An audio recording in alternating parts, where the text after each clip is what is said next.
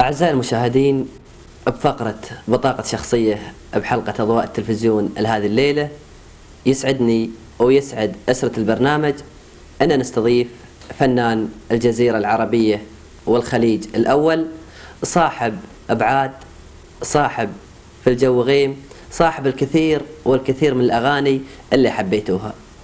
ضيف حلقة الليلة أعزائي المشاهدين الفنان المعروف محمد عبدو. فأهلا وسهلا بالفنان محمد عبدو ببرنامج أضواء التلفزيون. الله يسلمك، شكرا.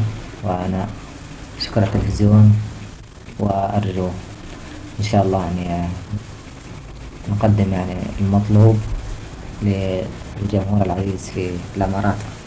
الفنان محمد عبدو، في بداية هذه الدردشة اللي بتكون وياك ودنا نتعرف على البطاقة الشخصية لمحمد عبدو وبكل ما تحمل.